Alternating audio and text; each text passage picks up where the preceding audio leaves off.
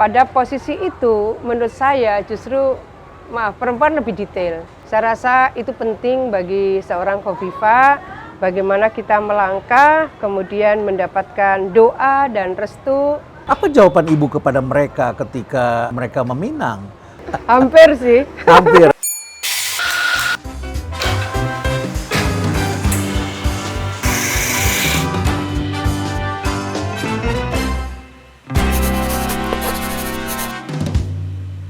Ibu Khofifah, Ya. terima kasih sudah menerima kami. Terima kasih Prof. Rinat. Ya. Saya tertegun sekali karena begitu sampai di sini, saya menyaksikan seperti ini di tepi sungai, ya. Iya. Di tepi sungai. Apa keterlibatannya Pemprov sehingga sungai jadi bersih? Saya rasa di samping kalau bersama wali ASEAN kota? countries, ASEAN countries agak susah. Ya. Cari sungai di tengah kota masih bersih karena ada kesepakatan kita ini adalah jadi wisata sungai. Ya. Per 31 Mei 2021. Jadi baru kira-kira 3 bulan ya? Persis 3-4 bulan. HUT-nya Kota Surabaya. Kemudian kita siap, ini sebetulnya adalah dermaga kedua. Dermaga pertama di Monkazel, dermaga kedua, dermaga ketiga itu ada museum kecil kayak digital library gitu. Ya. Kemudian dermaga keempat itu Siola Tunjungan. Jadi Siola Tunjungan. ya, Jadi sekarang sudah ditambah satu lagi ke Kalimasnya. Jadi sudah 5 titik. Kalau mereka punya waktu mereka bisa sampai 5 jadi titik. totalnya berapa kilo? perahu Kira-kira 7 kilo aja. 7 kilo. Wow. Ya. Jadi masyarakat tidak perlu ke Thailand atau tidak perlu ke Singapura lagi? Mestinya iya, karena ini nanti sebentar lagi lampu-lampu menyala, jadi ada butterfly, ada apa di sana itu menyala semua. Kadang juga itu yang pemain saxophone pakai perahu kecil mengiringi seperti di Venice ya? Di Venice kapan ya. ada kawan, wah ini mah Little Venice katanya. Little Venice ya. Kemudian ada penjual KUKM di perahu yang semuanya pakai QRIS sudah. Ya, ini saya rasa akan menjadi salah satu opsi wisata yang indah dan murah. Hanya 4.000. Ya, hanya Tapi 4.000. online. Tadi saya tertegun sekali Ibu menyapa mereka Ya. dan mengajak setelah ini mampir ke sini diajak makan. Oh, sering begitu. Sering begitu ya. Sering begitu. Iya. Ya, luar biasa saya menyaksikan satu hal yang berubah. Berarti kedekatan dengan wali kota sangat penting di sini dalam hubungan ini. Iyalah, karena ini Surabaya, ibu kota provinsi. Sangat banyak hal di kota Surabaya ini yang kita mesti harus mengkoordinasikan secara intens, detail dengan wali kota. Katakan misalnya depan Gerahadi. Dulu Gerahadi itu ini, latar depannya sungai. Dulunya, zaman dulu. Ya. Masih ada foto-foto, dokumentasi, tapi kemudian seiring dengan proses pembangunan jalan makin bagus, kemudian jadi halaman depannya itu jalan raya, Jalan Suryo. Nah itu dulu kan pohonnya tinggi-tinggi, jadi nggak tampak indahnya. Misalnya di situ ada monumen Gubernur Suryo misalnya, itu nggak tampak. Kemudian ada beberapa tugu-tugu di situ nggak tampak. Jadi ini sudah mulai dirapikan supaya tamannya tampak, tapi juga beberapa misalnya ornamen-ornamen jadi tampak. Orang lebih apa ya? Kalau orang suka IG lebih Instagramable gitu ya. Dan kalau saya perhatikan perkembangan kota di berbagai negara itu arahnya memang menjadi waterfront city. Jadi menghadap ke sungai atau menghadap ke laut atau menghadap ke air.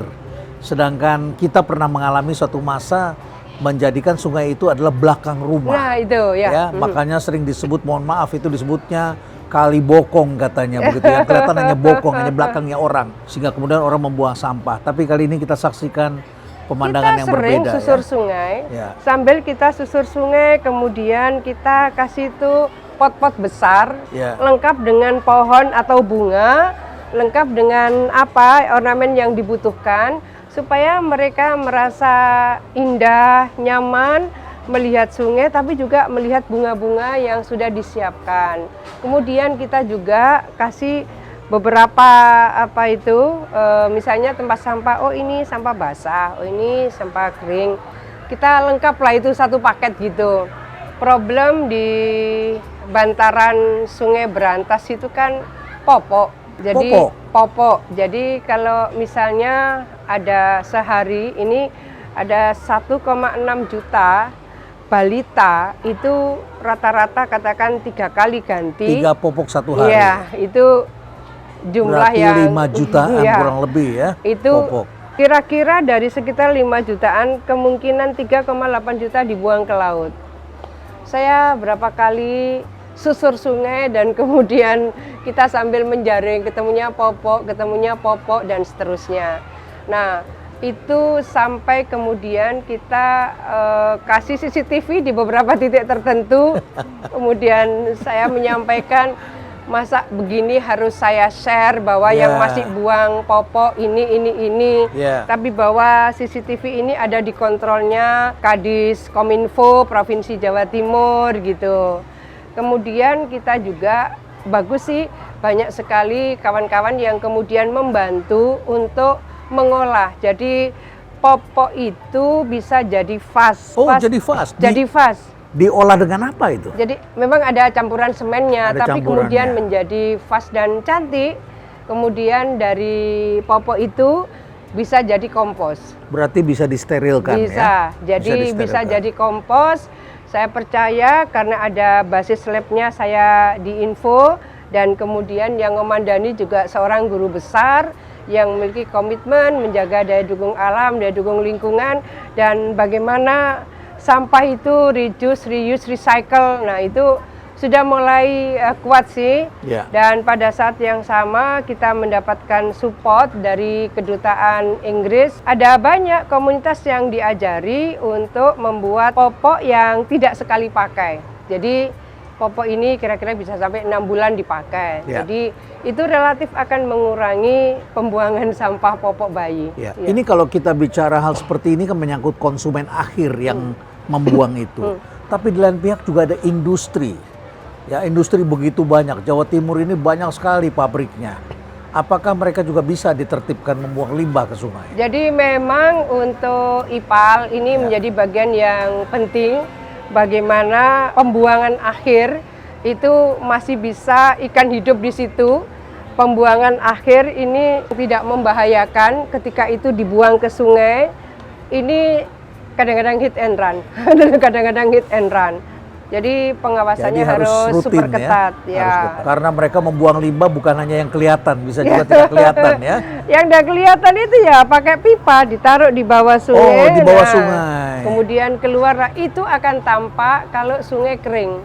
Ini musim-musim kemarau seperti ini. Lubangnya kelihatan di situ dan terbuang. Jadi kan bukan lubang, jadi kelihatan buih-buih begitu. Nah, itu dulu yang kita pernah sedih karena tiba-tiba banyak ikan mengambang. Wah, ini berarti sudah banyak yang tidak sehat ini. Bukan semata-mata karena udara panas, tapi juga karena airnya mengandung. Jadi proses untuk bisa memberikan satu sertifikasi untuk masuk pada kategori green industry ini bukan sesuatu yang sederhana. Kita baru bertemu 1.600 pengusaha. 1.600 belum 1 manufaktur bulan. Manufaktur. Dan ada pengusaha-pengusaha besar yang sudah mendapatkan sertifikasi green industry dari Kementerian KLHK. Jadi saya ajak mereka bersama-sama. Ini kalau nggak dibangun awareness bersama bahwa saya minta yang sudah mendapatkan sertifikat green industry, ayo menjadi bapak atau ibu asuh dari industri di sekitarnya. Jadi kemudian ada yang masuk kategori inisiator dan inovator dari green industry untuk sektor KUKM. Jadi kita sebetulnya semua lini kita coba harus untuk bisa bertanggung jawab atas daya dukung alam, daya dukung lingkungan ke depan. Sehingga kalau negara ini cerita net zero emission 2060 itu tidak sekedar berbicara gitu. Kalau begini jadi wali kota di Jawa Timur enak ya? Karena bisa kerjasama dengan gubernur yang juga menaruh perhatian. Saya rasa Jawa Timur hari ini komunikasi kami dengan Bupati Wali Kota luar biasa dekatnya. Rata-rata mereka panggil saya Bunda. Kalau sudah panggil Bunda berarti sudah ada sentuhan hati di situ. Bu Khofifah, dengan melihat jam terbang Ibu seperti ini, ya, Ibu pernah menjadi menteri, pernah menjadi macam-macam misalnya di politik Papua, kepala BKKBN, sekarang jadi gubernur, dan Ibu juga kuat di organisasi. Ya. dukungan masyarakat begitu kuat, dan saya kira kepemimpinan seperti ini sangat dibutuhkan oleh negara. Tidak mengherankan kalau beberapa hari ini saya perhatikan ada sejumlah orang, salah satunya adalah Ibu Khofifah, yang diminati oleh capres. Semua bicara Ibu Khofifah. Apa tanggapan Ibu Khofifah? Apa yang kita lakukan sesungguhnya tidak, saya to be honest, saya ingin menyampaikan bahwa tidak pada posisi saya mungkin I'm not a good politician. Jadi mestinya punya target-target seperti itu. Bagi saya pemimpin itu melayani, dan bagi saya setiap kita adalah pemimpin, dan kepemimpinan itu akan diminta pertanggungjawabannya. Jadi tidak sesederhana bagaimana mencapai sebuah kepemimpinan, tapi bahwa bagaimana cara menjalankan kepemimpinan yang pada saatnya akan dipertanggungjawabkan bukan hanya di dunia, akan dipertanggungjawabkan di akhirat nanti. Ini masalah karakter berarti ya, karena karakter itu bukanlah apa yang diucapkan orang ketika kita masuk ke liang kubur, tetapi adalah apa yang disampaikan malaikat kepada Tuhan pada saat kita diantarkan ke sana. Saya sih berharap bahwa apa yang saya lakukan bisa menyemai damai. Damai itu penting, menyemai persatuan itu penting. Dan kemudian sesederhana saya ingin ketika saya ketemu masyarakat di lini manapun, mereka tersenyum. Kalau mereka tersenyum itu kira-kira sedang tidak punya utang. Atau kalaupun punya hutang untuk sesuatu yang produktif. Tidak dikejar-kejar debt collector. Hal seperti ini kan justru yang dibutuhkan oleh masyarakat. Justru cocok untuk menjadi seorang pemimpin. Jadi nasional. Betapa saya mungkin bisa dilihat ketika saya di Kementerian Sosial, bagaimana saya ketemu keluarga kategori tidak mampu, penerima PKK, mereka senyum. Mereka berebut bersalam, ya seperti kalau mereka memanggil-manggil nama Presiden Jokowi misalnya. Senyum itu tanda mereka ada bahagia. Ada bahagia lapang. Jadi orang itu kalau bahagia jadi produktif. Orang itu kalau bahagia jadi menjauh dari kekerasan. Berarti ini adalah jawaban kepada calon presiden atau partai yang meminang Ibu? Atau satu persatu kita lihat. Sebagai pemimpin informal, saya kan dari kelas 3 SD. Saya punya komunitas. Dan saya kebetulan bendahara waktu itu. Waktu kelas 3 SD? Kelas 3 SD. Bagaimana di kampung saya kalau akan menjadi tuan rumah, jadi kegiatan ini tiap Jumat sore. Mereka harus pinjam cangkir, pinjam panci, pinjam teko, pinjam tikar. Kemudian ketika ada sejumlah tabungan dari komunitas ini, ibu saya tanya, uangmu berapa? Gitu. Sekian. Apakah uangmu tidak sebaiknya dibelikan tikar supaya nanti tuan rumah tidak pinjam-pinjam tikar tetangga? Ini sebetulnya mindset kita harus dibawa pada bagaimana suasana di kampung. Itu gotong royong, kebersamaan. Pada tahun-tahun 70-an awal. Yang lebih mampu menyediakan lebih banyak. Setelah itu kemudian cukup lagi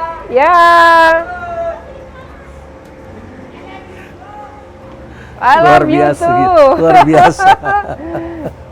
Nah, setelah itu belilah kita cangkir, belilah kita teko, belilah kita panci. Akhirnya siapapun yang jadi tuan rumah sudah tidak perlu lagi pinjam-pinjam tetangga. Nah, ini artinya ibu saya mengajarkan kemandirian kepada saya dan memanage bagaimana sesungguhnya keuangan yang sangat terbatas itu kemudian bisa memberikan makna bagi siapapun yang akan menjadi tuan rumah komunitas di mana saya menjadi bendahara kelas 3 SD. Nah, pada posisi-posisi itu pasti akan memberikan satu referensi bagaimana kemudian saya bergerak ke depan, bagaimana saya membangun kekerabatan dengan ekosistem lebih luas, lebih besar, dan seterusnya. Ibu saya mengajarkan pemimpin itu melayani. Jadi ibu lebih senang untuk melayani secara langsung, dan bisa lebih melihat, Dan itu saya kemudian insya Allah menjalankannya saat saya jadi ketua Muslimat NU. Itu komunitas terbesar mungkin sedunia untuk Berapa itu kira-kira anggotanya? 32 juta. Wow, 32 juta. Ya. Jadi kalau di NU paling solid, paling besar dan aktivitasnya itu paling kontinu, paling terukur tuh ya Muslimat NU. Muslimat NU. Ya. Dan kemanapun kita pergi selalu ada. Ya. Ya. Oke, jadi begitulah jawaban Ibu kepada calon presiden. Bukan, ini ya. bukan sedang menjawab para capres, tapi ini bagaimana sesungguhnya kepemimpinan di mata Khofifah gitu. Ya, tapi apa jawaban Ibu kepada mereka ketika mereka meminang? Mereka ini kan bersungguh-sungguh melihat prestasi, melihat dukungan. Tentu juga mereka ingin mengharapkan dapat dukungan yang Saya sama. belum selesai keliling ke kiai-kiai, sudah saya mulai. Ya. Sudah saya mulai. Saya harus mendengar pendapat mereka. Ya. Saya mencoba untuk bisa mendiskusikan dengan hati dan pikiran saya bahwa ada pikiran-pikiran yang tumbuh dari para ulama-ulama, para kiai, terutama kalau Jawa Timur pengasuh pondok pesantren. Saya rasa itu penting bagi seorang Khofifah, bagaimana kita melangkah, kemudian mendapatkan doa dan restu Dari para guru, dari dari para kiai. ulama-ulama yang Ya. luar biasa di Jawa Timur Ya. ini. Jadi Ibu tidak akan melangkah sendiri. Tentu tidak. Tentu tidak Tentu ya. tidak. Dengan doa mereka, Ya. dengan restu mereka Restu tentunya. mereka, Ya. ya. Dan itu baru dimulai. Ya. Artinya masih terbuka. belum utuh saya, melangkahnya belum utuh karena ya tugas kita agak banyak. Ya, ya. Ya. Berarti masih terbuka ya. Saya rasa apa yang terjadi ini sebetulnya selalu ada possibility di Ya. antara ruang-ruang dan kemungkinan-kemungkinan yang Ya. bisa kita bangun. Dan berarti masih belum jelas pula kan kemana arahnya. Hampir sih. Hampir punya gambaran Hampir. ya. Karena kan Hampir. dari silaturahim saya sudah menangkap, Ya. begini, begini gitu. Sudah ada gambaran ya. Baik. Ya ada, tapi biar saya simpan dulu Jadi sementara. kita belum sampai pada waktunya Belum, untuk menjelaskan. Baik. Ya, baik Bu Khofifah. Saya ingin kembali melihat satu realitas bahwa Anda hari ini adalah satu-satunya gubernur perempuan di Indonesia. Betul ya? Ya. Satu-satunya gubernur Ya. perempuan di Indonesia. Oh, ada PJ di PJ. Papua Tengah apa ya? Buripka. Oh, yang baru, Ya, provinsi pengembangan. baru, Ya, provinsi baru. pengembangan, ya. Ada PJ. Ya. Tapi yang definitif dan terpilih oleh rakyat adalah Ibu sebagai satu-satunya. Ya. Apa yang Ibu rasakan sebagai seorang gubernur perempuan? Perempuan ini ternyata mempunyai karisma yang tidak kalah, mempunyai kekuatan dan kedekatan. Banyak penonton kita yang tidak tahu bahwa di bawah ini adalah masyarakat yang naik perahu bolak-balik dan mereka kemudian menyapa Ibu di sini, begitu ya, Bu Khofifah di sini. Mereka bahkan kemudian berteriak tadi kita lihat begitu ya. Nah, apa yang Ibu rasakan kepemimpinan seorang perempuan? Mungkin ya empatinya lebih besar gitu. Tapi saya ingin mengajak kepada kita semua, seringkali teridentifikasi perempuan lebih tinggi rasa daripada rasio. Itu nggak benar.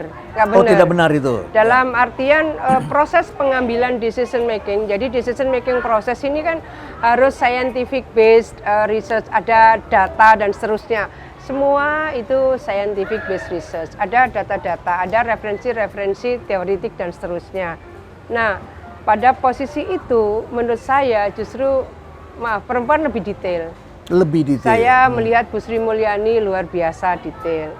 Saya melihat Bu Retno Menlu itu juga luar biasa detail. Jadi ada detailing yang lebih mungkin ya lebih banyak dimiliki oleh perempuan. Kemudian bagaimana sebuah proses pengambilan keputusan yang pada saat planningnya kita sudah memikirkan kira-kira efeknya seperti apa. Dan kemudian bagaimana segera turun untuk mencari feedback, ini dari perencanaannya. Sampai kemudian bagaimana setelah diputuskan, nah ini pelaksanaannya di lapangan seperti apa. Segera turun supaya kita juga segera dapat feedback. Jadi kalau misalnya Pak Jokowi punya bahasa blusuan gitu, saya mungkin lebih kecil lagi. Jadi apa itu? Orang Jawa Timur itu melihat kalau di bawah blusuan itu kita sebetulnya lebih kepada proses lebih kecil lagi dan informasi yang bisa kita dapat dari masyarakat bisa lebih terperinci, lebih real, lebih genuine gitu, tidak lewat siapa-siapa. Meskipun ada berita yang sering saya minta untuk melakukan quick research, itu berita tetap penting. Misalnya hari ini saya meluncurkan koridor 2 untuk Trans Jatim. Trans Jatim, Mojokerto. Mojokerto. Yang selalu load factornya lebih dari 100% selama ini. Nah, saya sudah minta tolong dilakukan quick research. Sebelumnya sudah, ini tolong dilakukan quick research. Setelah jadi ini transportasi publik untuk masyarakat yang tinggal di daerah sana atau dari sini mau ke sana. Aglomerasi Surabaya. Aglomerasi Surabaya. Karena kita melihat angka kematian karena kecelakaan laka lantas karena motor itu tinggi sekali di Jawa Timur. Nah, salah satunya adalah area antara yang tadi kita resmikan itu, antara Kertajaya dan Purabaya. Kertajaya ini yang ada di Mojokerto, Purabaya ada di Sidoarjo. Ya, itu yang kita berharap bahwa daerah-daerah yang memang loadnya tinggi dan potensi laka lantasnya tinggi relatif akan bisa terkurangi karena disediakan transportasi publik yang baik dan murah. Dan ini sudah multi trip kartunya. Jadi kartu multi trip itu dia dari koridor 1, dia langsung bisa koridor 2. Bisa nyambung. Dia dari KCI. Jadi kereta api yang memungkinkan dia dari situ, kemudian kereta api komuter itu terintegrasi dengan bus. Sudah seperti itu. Dan itu pakai AI sudah artificial intelligence. Dan dasarnya riset ya. Dasarnya harus by research. Jadi kebutuhannya, kemudian kita sesuai kemampuan. Waktu itu kita cuma 32 armada, ini loadnya tinggi sekali, kemudian kita tambah load yang tinggi ini dari mana? Gresik, kita tambah 10 armada dari Gresik. Sehingga orang nyambungnya mudah. Nyambungnya mudah. Kalau jadi kita dari Mojokerto. Risetnya adalah menemukan angka kecelakaan di mana, kenapa itu terjadi, trafiknya, dan kemudian penyebabnya dipelajari, kemudian dikasih solusinya di situ. Dan apa yang menjadikan masyarakat lebih aman dan nyaman, itu penting. Aman dan nyaman. Karena tadi kan kalau kecelakaan, ini solusinya kan bagaimana mengurangi, dan kalau bisa ya kita stop laka lantas yang menyebabkan kematian. Lalu murah. Jadi kalau umum 5.000. Kalau pelajar, santri, mahasiswa 2.500 untuk jarak sepanjang itu ya. 72 kilo. Itu Mojokerto itu dulu kerajaan Majapahit. Betul ya. Dan simbolnya apa di sana itu? Ya, ini tadi yang kita luncurkan Tribuana Tunggadewi. Tribuana itu anaknya Raden Wijaya. Istrinya adalah Gayatri. Jadi dulu waktu koridor 1 nama busnya adalah Raden Wijaya. Koridor 2 karena ini sentranya di Mojokerto, kita sambung putri dari Raden Wijaya itu Tribuana Tunggadewi. Pasti cantik dia. Jadi nuansa Mojopahit kita sih sedapat mungkin kita munculkan di sangat banyak event, di sangat banyak program, dan termasuk untuk bangunan-bangunan saya meminta pokoknya yang kita sedang membangun harus ada nuansa Mojopahit di dalamnya. Baik Ibu, saya ingin masuk ke pembangunan ekonomi yang juga menyangkut masalah pendidikan, kesehatan masyarakat, dan juga kesejahteraan. Dan kita ketahui ekonomi Jatim ini luar biasa, dan di era Bukoviva ini kaya prestasi dan miskin kontroversi. Tidak terdengar kontroversi, tidak terdengar ketegangan-ketegangan, dan kita lihat kontribusinya pada ekonomi nasional juga sangat besar. Saya sudah lihat datanya. Tapi apa kira-kira yang menjadi kunci bisa meningkatkan pendapatan pertumbuhan ekonomi yang begitu tinggi di Jawa Timur? Di tengah-tengah ekonomi yang tidak mudah. Saya pertama ingin menyampaikan bahwa suasana harus kondusif. Supaya investor percaya ketika mereka berinvest di Jawa Timur, aman, 1 aman, dan 2 pasti dia akan produktif ketika. Ini prasyarat ya? Menurut saya itu, dan itu menurut Lee Kuan Yew University ini termasuk nomor 1 yang investasinya paling mudah di Jawa Timur. Ada hal yang selalu saya sampaikan, kalau ada pelantikan Pangdam, ada pelantikan Kapolda, Ya. ada pelantikan Kajati, Ya. ada pelantikan Pangko Armada. Sini kan Pangko Armada 2. Armada 2 ya. Ada pelantikan sertijab maksud saya ya, Serah sertijab. terima jabatan, pejabat. Pang Diviv 2 Kostrad. Ya. Sama bahasa saya. Hmm. Saya minta tolong Jawa Timur ini jangan sampai batuk. Kalau Jawa Timur batuk, dropletnya sampai ibu kota. Udah bahasa itu yang saya sampaikan. Kalau Jawa Timur batuk, dropletnya sampai ibu kota. Sampai ke ibu kota. Itu kan artinya bahwa memang kita harus menjaga suasana ini kondusif, harmoni terbangun.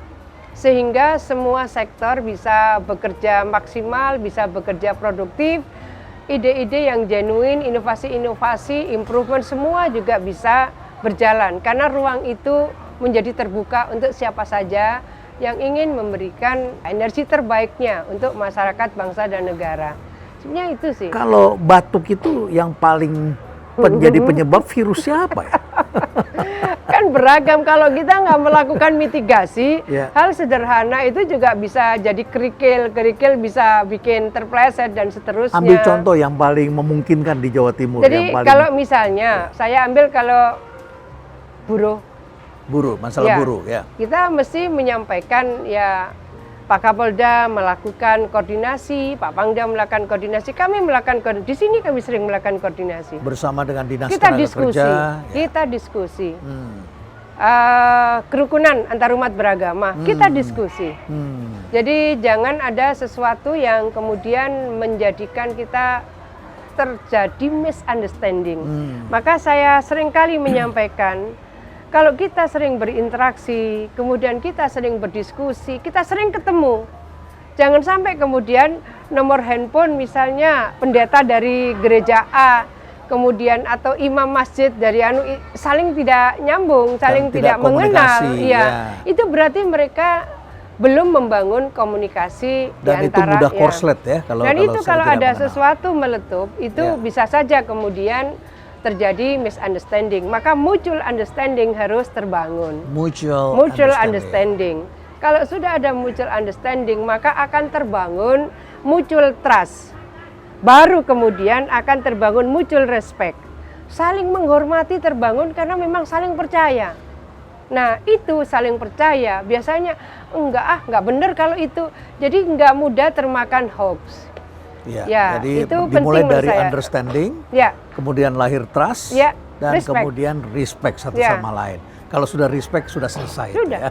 Sudah saling selesai. menghormati. Ya. Jadi kalau ada yang ganggu apa, nggak mungkin, saya kenal dia kok gitu. Ibu Khofifah, Ibu adalah pemimpin yang lahir dan dibesarkan dari nilai-nilai NU.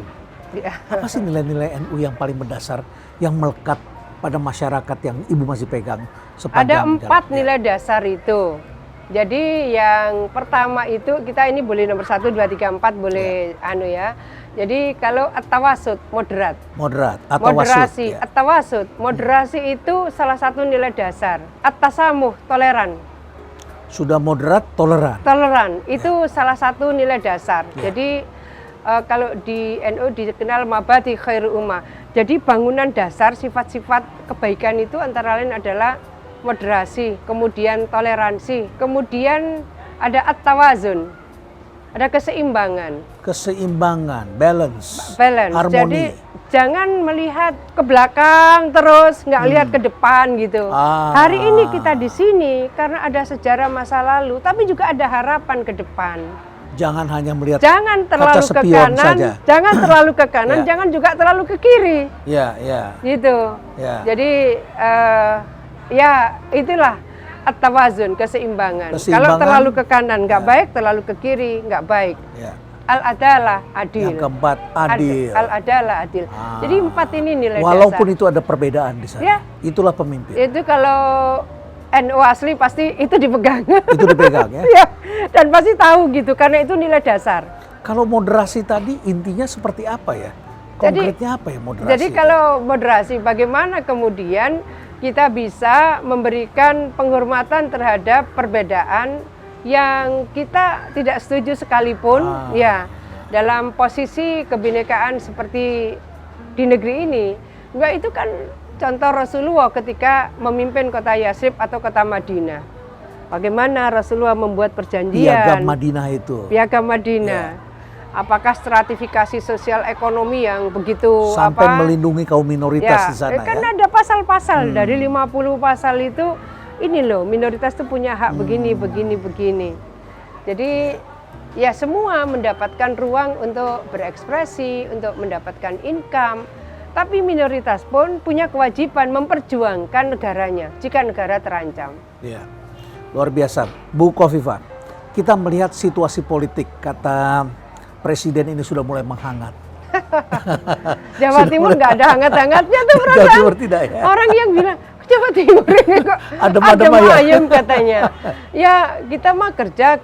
Ya. Jadi kalau tadi Prof. Lenat menyampaikan banyak prestasi, saya menyampaikan prestasi itu bukan tujuan, prestasi itu bonus dari kerja keras yang kita lakukan. Oh, prestasi adalah bonus dari apa yang kita kerjakan. Jadi kita kan bukan itu tujuannya, masyarakat supaya terdidik, masyarakat supaya turun kemiskinannya, masyarakat supaya turun penganggurannya, masyarakat supaya punya ruang dan harapan ke depan, dan seterusnya. Itu tujuan dari berbagai program yang kita lakukan. Nah, bahwa ternyata dari effort yang luar biasa yang dilakukan kawan-kawan di Pemprov, kabupaten kota, seluruh private sector, perguruan tinggi, Forkopimda jangan dilupakan. Itu kemudian bersatu padu luar biasa. Jadilah kemudian prestasi A, prestasi B, prestasi C. Saya misalnya di sektor pendidikan. Kita itu menyiapkan anggaran mungkin paling besar ya, secara prosentatif dari provinsi se-Indonesia. Itu bukan tanpa alasan. Saya ini sering kali menyampaikan sesuatu yang sekarang ini sudah mulai banyak dibahas, didiskusikan. Indonesia Emas 2045.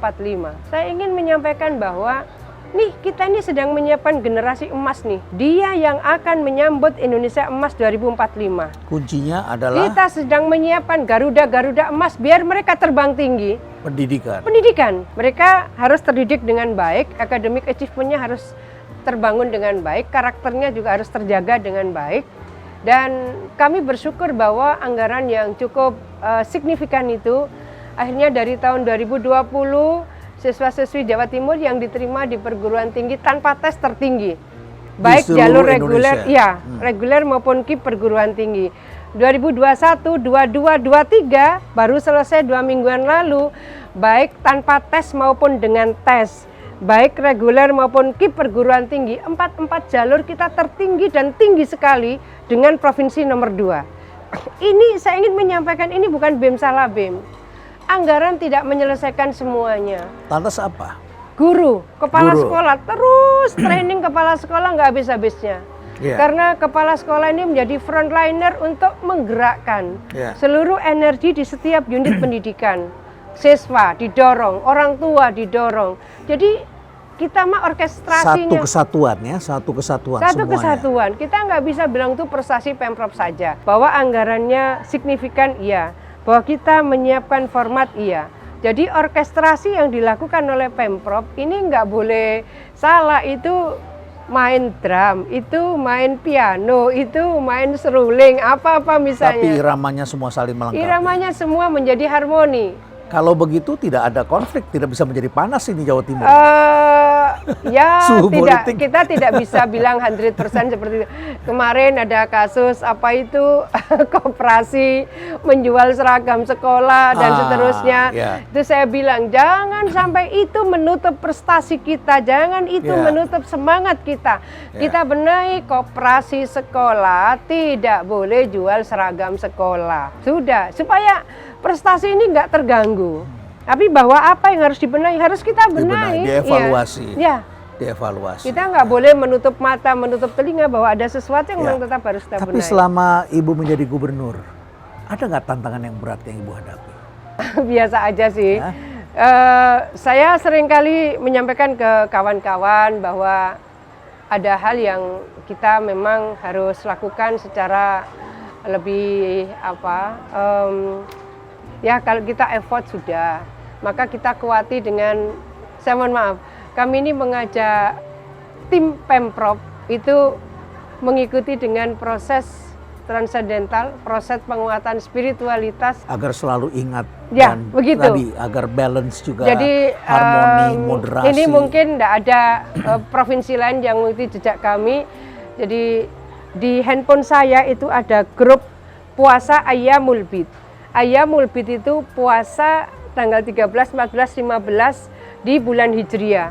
Itu hikmatnya cukup besar dan itu saya mengajak mereka. Kalau yang agamanya berbeda bagaimana? Ya, kita memberikan ruang yang sama kepada mereka. Ada di sini kawan kita itu Nasrani, tapi Senin Kemisnya Tetap ikut Senin tetap Kamis. ikut. Ya. Beliau sudah belasan tahun itu puasa Senin Kamis. Ya, itu bonus lah ya. Jadi mereka pun juga bisa merasakan spiritualitas. Jadi bukan sekedar agama. Ada tapi hal yang ada mungkin hubungan transendental dengan kita lakukan, mungkin belum ada provinsi lain melakukan. Setiap kegiatan kami selalu mengawali dengan santunan anak yatim. Nah, kalau saya yang hadir di forum lain, kita izin, boleh enggak gitu. Ada yang kemudian boleh tapi enggak usah pakai sholawat. Ada yang boleh enggak usah pakai rebana. Kita mengikuti. Jadi santunan anak yatim itu yang menjadi bagian wajib dari seluruh yang seiringi kegiatan kita. Itu yang saya sampaikan bahwa dan itu adalah hal yang baik, yang positif yang bisa dilakukan oleh manusia. Iya, karena menyantuni anak yatim, selain ini anjuran agama juga yang perlu kita bantu memang. Ya.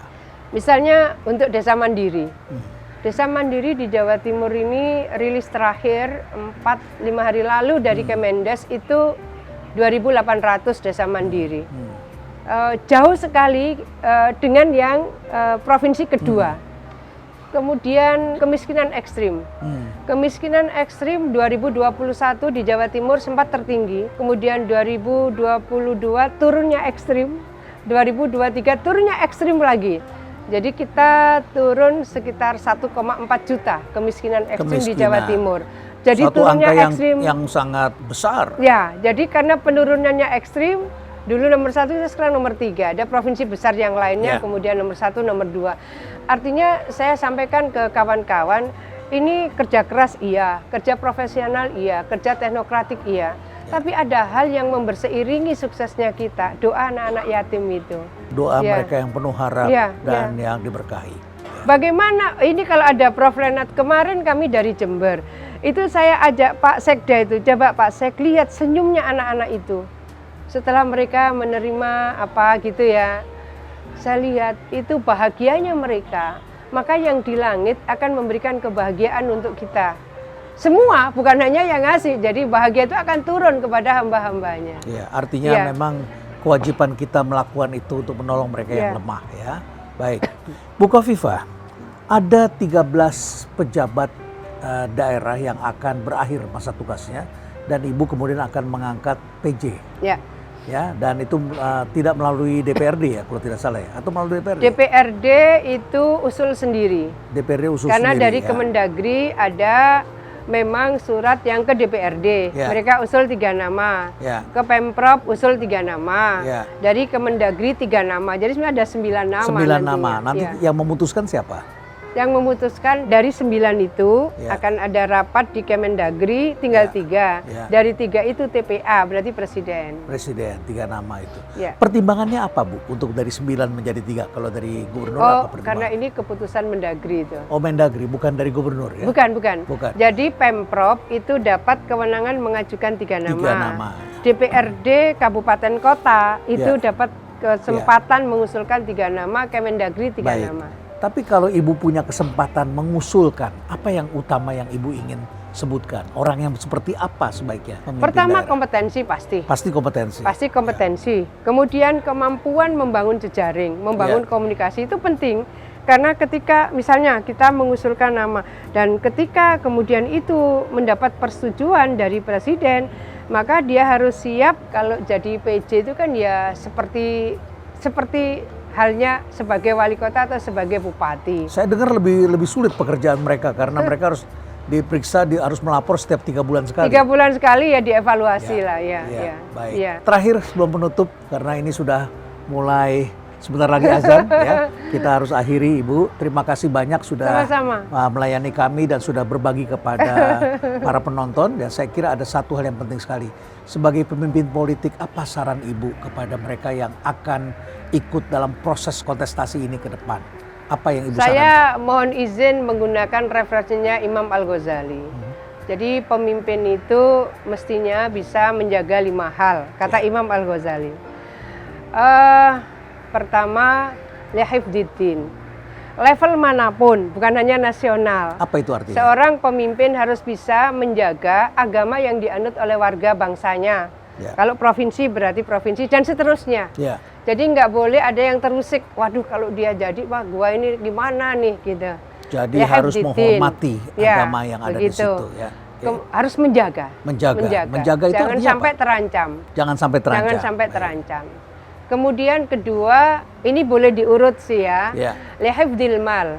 Kalau dia menjadi pemimpin, dia harus bisa menjaga harta dari negara dan harta dari warganya. Jangan sampai kemudian tambah banyak yang miskin. Atau jangan sampai misalnya nyecel resources kita ini kok banyak apa dijual misalnya dijual murah. Sekarang ini kan hilirisasi gitu. Kemudian lihifdzil akal. Siapapun yang memimpin dia harus bisa memberikan freedom of speech, freedom of expression. Tidak membuat orang takut. Itu lihifdzil akal. Kemerdekaan itu penting. Ya. Kemudian lihifdzin nafas. Yang keempat, lihifdzin nafas, menjaga jiwa dari warga negaranya. Jadi tidak boleh warga negara merasa takut, waduh kok jadi nggak aman tertekan, kok tidak jadi nyaman. Merasa nggak aman gitu. Jadi jiwa dari warga itu harus merasa terlindungi. Kemudian lihifdzil irdi wan nasl. Imam Al-Ghazali menyebut bahwa siapapun yang memimpin di level manapun dia harus bisa menjaga irdun itu harkat dan martabat. Wan nasl, generasi penerus.